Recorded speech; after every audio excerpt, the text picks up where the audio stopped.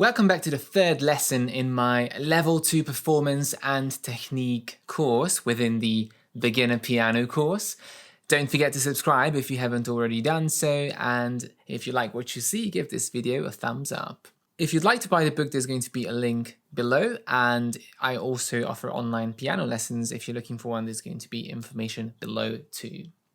So in this lesson, we're going to learn Attwood's Sonatina No. 2, and this is the first movement, Allegro. Attwood's sonatinas, which are like short sonatas, are perfect for beginners because they introduce you to the elements found in longer, more difficult sonatas, but in a more approachable form. This movement, Allegro, is the fast movement and the first movement of Sonatina No. 2 in C major.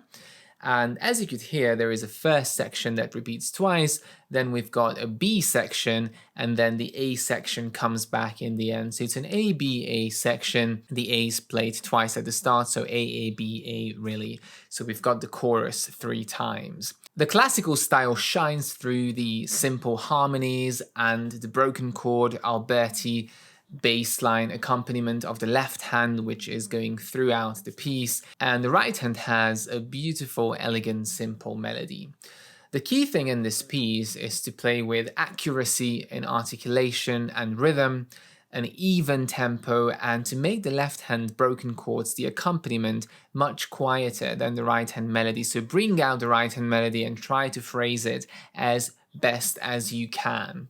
So let's start with the first section. Let's play the left hand first. The left hand starts in treble clef, and we've got 4 beats in a bar, so common time C, and it says legato, so we're going to play all the left hand patterns legato. The first chord in the first bar is a C major chord, 5-3-1, C, E, G, and the second bar is a G7 chord, 5-7 chord, B, F, G, 5-2-1, and then it goes back to the C chord. And then in bar 5, or bar 4 if we don't count the upbeat, it goes to the G major chord down, so G, B, D. Then we jump again to the C major chord an octave lower, and we have the G7 chord, and back to the C chord, and an arpeggio, a C major arpeggio. So the key thing here is to play the left hand in a blocked chord format. So playing the 3 notes at the same time, so your hand can memorize the positions and the finger numbers. Once you learned how the chord patterns work, then we're going to break it up in this Alberti bass line, which basically means that every chord is broken up into bottom, top, middle, top, bottom, top, middle, top. So that's the pattern, and any chord can be broken up into bottom, top, middle, top, 4 equal notes, and that's called an Alberti broken chord pattern. So first chord, second chord, bottom, top, middle, top, bottom, top, middle, top, and each is played twice back to the C chord. Jumping down to the G chord, so memorizing this jump.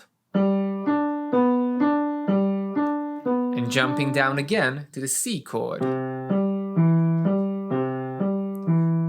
G7 chord, and C chord, and finishing on the octave G. Lift up, and 1, 2, 3, 5, or 1, 2, 4, 5, whichever is more comfortable, a C major broken chord going down, or arpeggio. Now, when we play broken chords in this pattern, there are a few things that can go wrong. The first one is you play with flat fingers and a stiff hand, which is going to result in uneven notes and speed and lead to tension, uncomfortable feeling when you play. So first thing is you want to keep curved fingers, high knuckles, but a flat, soft wrist. And you're going to kind of rotate a little bit around those notes. So the arm is rotating left and right with the wrist,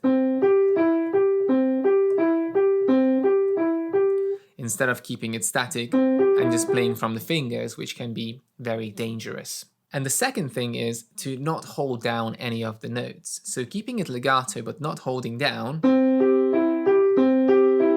We don't need to sustain any notes, so every note comes up when the next note goes down. Very, very clean sound. And when you master this, try to bring the volume down very, very quiet, because the accompaniment is going to be just flowing gently in the background.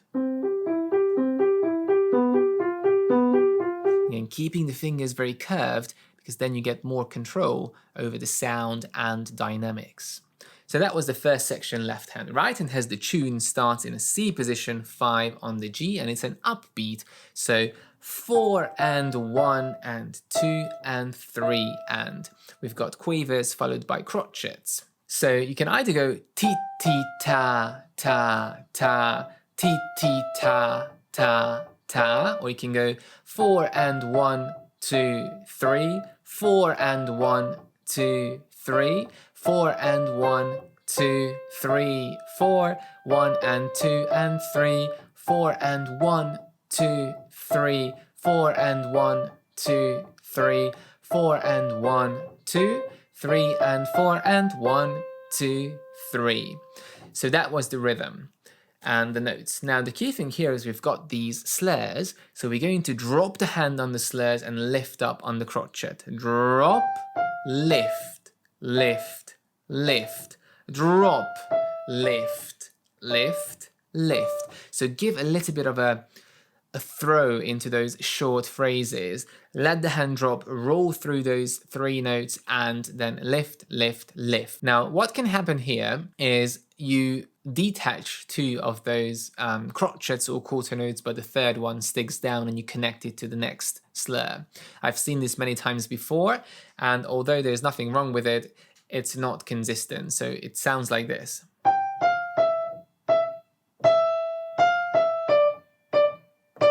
So the 3rd one stays down and then you connect it to the next note. Don't do that.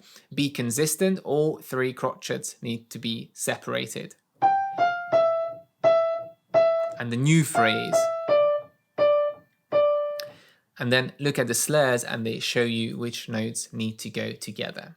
Now, when we put this together, the first thing that is really difficult is to get the rhythm and the coordination right. So right hand starts, and 2 quavers or 2 eighth notes for each crotchet quarter note in the right hand.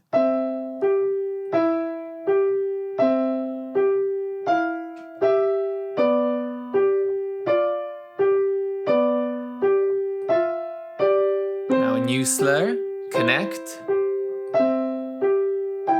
and jump. Jump.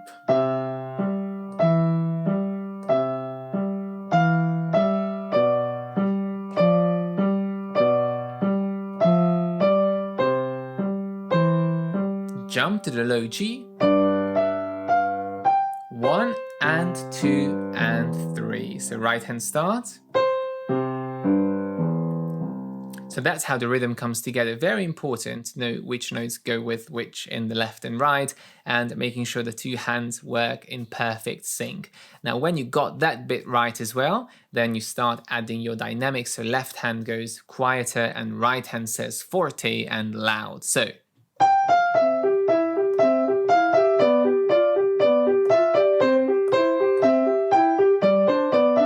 instead of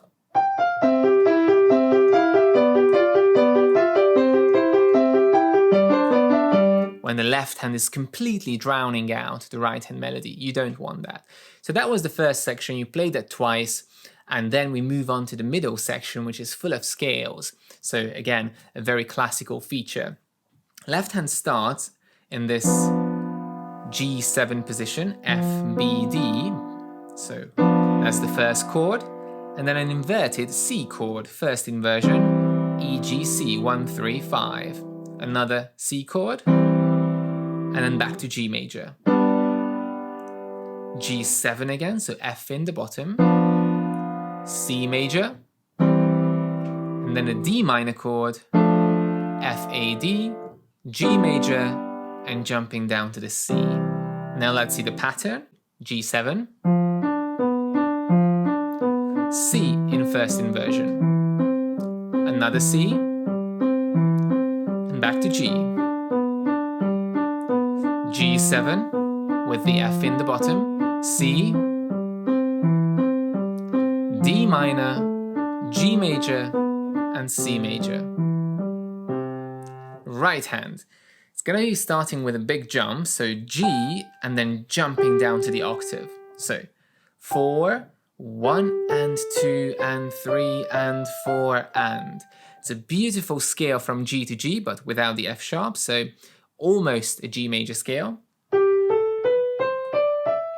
And the fingering is always the same, 1, 2, 3, 1, 2, 3, 4, 5. The second one starts with the rest, 1 and 2 and 3 and 4 and. So C major scale coming down, 1 and 2 and 3 and 4 and 1 and 2 and 3, 4. And then the second phrase jumps back to the G, C, and now here's a small skip, A, going up, C, E, C, hands together, starting quietly. Left starts, 1 and 2 and crescendo, diminuendo, back to the G7 chord, C chord, crescendo, D minor, and C. And that's the second section. So lots of dynamics. As we go up on the scales, we get louder. As we come down the scales, we get quieter. And then the first section comes back again, loud, and so on. And then you finish off the exact same way as you started. So A, A, B, A. Now remember, it's a classical piece, it's a sonatina. You want to keep it elegant, you want to keep it light, and you want to keep it very accurate in articulation and even in speed. These are the things that make something very classical sounding. You don't want to speed up and slow down like in a romantic piece, and you don't want to be very clunky and heavy. We don't need that in classical music. It can be nice, and or classical era music, it can go nice and gentle. Okay, lots of nice hand movements, keeping the fingers curved.